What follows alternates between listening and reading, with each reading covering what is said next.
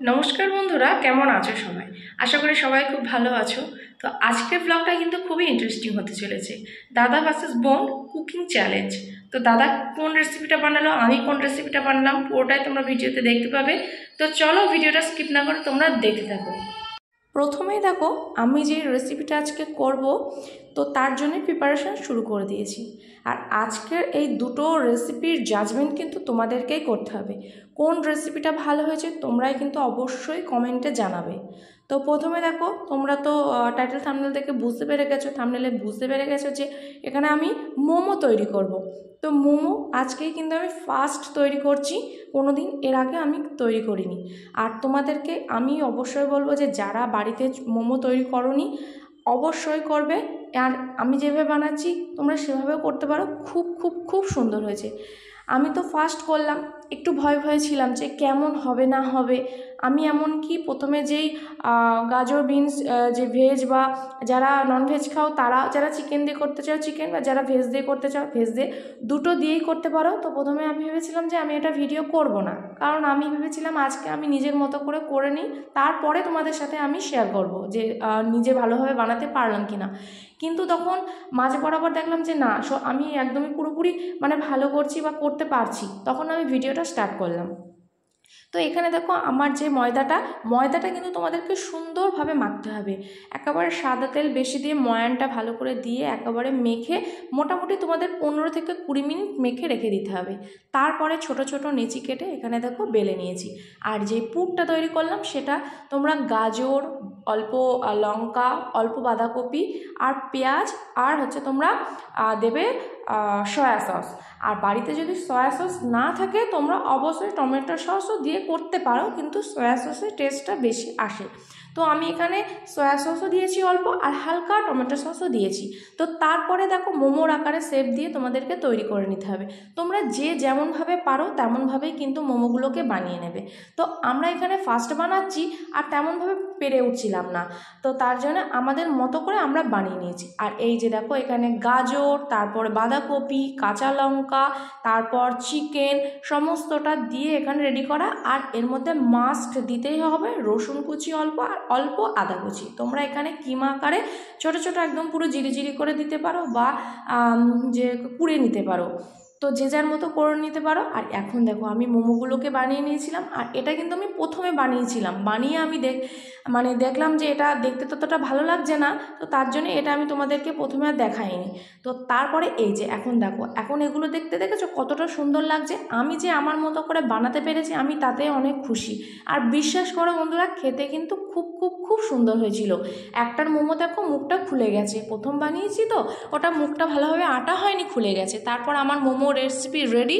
এখন দাদাকে দিয়েই আমি বললাম যে কেমন হয়েছে খেতে বল। তো পুরটার ভিতরটাও দেখালো, খেতে খুব খুব খুব সুন্দর হয়েছিল। আর যখন ওই যে আমাদের তো আর কি মোমোর যে মেকার নেই, এবার তার জন্য ঝাঁঝরিতের উপর দিয়ে কড়াইতে জল ফুটছিল, তার উপরে ভাপিয়ে রান্নাটা করলাম। আর অবশ্যই কিন্তু ওই যে একটু সাদা তেল মাখিয়ে নিতে হবে, আর মোমোগুলোতেও হালকা সাদা তেল উপর দিয়ে ব্রাশ করে দিয়ে ভাপাতে দিতে হবে। তো আমার মোমো রেসিপি করার রেডি, খেতেও খুব সুন্দর হয়েছে, দাদা খেয়ে বলেছে খুব সুন্দর। তো এবার দেখো, দাদা গাজরের হালুয়া বানাতে বসে গেছে। আর ওর কিন্তু যেটা বলেছিল যে আমার মুখ অবধি নেওয়া যাবে না, ওর মুখ নেওয়া যাবে না, তাছাড়া ওর ভিডিও করতে পারি। তো ওখানে দেখো, ও ঝাঁঝরিতে না গাজরগুলোকে ভালোভাবে ঝিরিঝিরি করে একদম পুরো কুড়ে নিচ্ছিল। আর গাজরের যে মোটা মাঝখানে রেটিটা, ওটা কিন্তু ফেলে দিতে হয়। ওটা স্বাস্থ্যের পক্ষেও ভালো না, অনেকে জানে না, খেতে নেই ওটা। তো ভালো করে ওটা কুড়ে নিচ্ছিল। আর এখানে দেখো, দুধ জাল দিতে বসিয়ে দিয়েছে। দুধটা কিন্তু ভালোভাবে সুন্দরভাবে ফুটিয়ে নিতে হবে। এখানে গরুর দুধ জ্বালিয়ে নিচ্ছে, আর তোমরা চাইলে প্যাকেটের যেটা দুধ সেটাও তোমরা জাল দিয়ে নিতে পারো। আর কিন্তু প্যাকেট যেটা আমুল দুধ সেটাও ও 1 প্যাকেট লাস্টে দেবে। আর গাজরগুলোকে অনেকে কিন্তু গাজরগুলোকে ভাপিয়ে নেয় না বা সিদ্ধ করে নেয় না, জল এটা দিয়ে দুধের সাথে ফোটায়। কিন্তু এই গাজরগুলোকে যদি তোমরা হালকা সিদ্ধ করে ভাপিয়ে নাও, আর তাহলে দিয়ে জলটা যদি ফেলে দাও, তাহলে গাজরের যে একটা একটা আলাদা রকম একটা অন্যরকম গন্ধ, সেই গন্ধটা কিন্তু অনেকে সহ্য করতে পারে না বা ভালো লাগে না। তো তারা এভাবে সিদ্ধ করে নিতে পারে। এখানে ড্রাই ফ্রুটসগুলো রেডি করে নিচ্ছিলো। এখানে দেখো ড্রাই ফ্রুটসগুলো দিয়ে দিয়েছে, কাজু বাদাম, কাঠবাদাম, আর লাস্টে কিচমিচটা দেখানো হয়নি, কিচমিচও ছিল। তো এখানে ড্রাই ফ্রুটস, আমন্ড আর কাজু বাদাম ভালোভাবে একদম পুরো ভেঙে ভেঙে নিল। আর এখানে দেখো গাজরগুলো সিদ্ধ করতে যেটা বসে দিয়েছিল, সিদ্ধটা প্রায় হয়ে গেছে। তো সিদ্ধ করাটা হয়ে গেছে, আর অল্প সামান্য হলেই হয়ে যাবে। আর এখানে গাজরের যেটা সিদ্ধটা দেখাচ্ছে, এটা কিন্তু দেখতে কেমন সুন্দর লাগছে বলো। আর দেখতে যেমন সুন্দর হয়েছিল, খেতেও কিন্তু সুন্দর হয়েছিল। তো যাই হোক, হঠাৎই আজকে প্ল্যান করা হলো ও গাজরের হালুয়া করবে আর আমি কিন্তু চিকেন মোমো করব। তো চিকেন মোমোটা আমি বাজার থেকে আনার কথা বলেছিলাম, তারপরে ও বললো আজকে চিকেন মোমোটা বাজার থেকে আনবে না। তারপর বললাম ঠিক আছে, তাহলে আমি চিকেন মোমোটা করছি, দুজনের চ্যালেঞ্জ হয়ে যায় কার রান্না কোনটা বেশি ভালো হয়।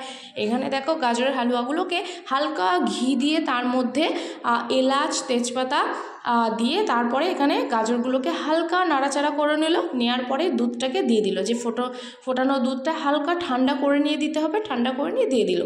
তো দিয়ে কন্টিনিউ কিন্তু নাড়তে হবে। তারপরে একটু ফুটে উঠলে কিন্তু তারপরে তোমাদেরকে যেটা ড্রাই ফ্রুটসগুলো ছিল সেই ড্রাই ফ্রুটসগুলোকে দিয়ে দিতে হবে। তারপরে কিন্তু সামান্য পরিমাণে পরিমাণ মতো লবণ আর চিনি, যে যেমন খেতে ভালোবাসো, কেউ হালকা কেউ বেশি, তো যে যেমন চিনিটা খেতে ভালোবাসো সে তেমনভাবে চিনি দিতে পারো। আর যারা মনে করো যে আরও টেস্ট বাড়াতে চাও, তারা কিন্তু অবশ্যই মিষ্টি দেবে। মিষ্টি কিন্তু পায়েসে বা এইসবগুলো গাজরের হালুয়াতে এসবগুলোতে মিষ্টি যদি তোমরা একটু গুঁড়ো করে দিতে পারো না চিনির বদলে, তাহলে কিন্তু খেতে আরও টেস্ট বেড়ে যায়। এখানে দেখো, এখানে কিন্তু আমি আর দেখাতে পারিনি, ড্রাই ফ্রুটসগুলোও দেওয়া হয়ে গেছে আর তোমাদের চিনিটাও দেওয়া হয়ে গেছে। কারণ কি অনেকটাই দুধটা ফুটে গেছিলো, কম হয়ে এসেছিলো। তো এখানে যাই হোক সমস্তটাই দেওয়া হয়ে গেছে। আর একটু সামান্য পরিমাণে ফুটলে এটাকে নামিয়ে নেওয়া হবে। আর একটু কিন্তু দুধ রাখতে হবে, কারণ এটা যখন ঠান্ডা হয়ে যাবে তারপরেই কিন্তু তোমার হচ্ছে আরও জমে যাবে। আর চিনিটা একদমই কম ছিল, তার জন্য একটু টেস্ট করে দেখলো চিনি দিতে হবে, সামান্য পরিমাণে চিনি দিয়ে দিল।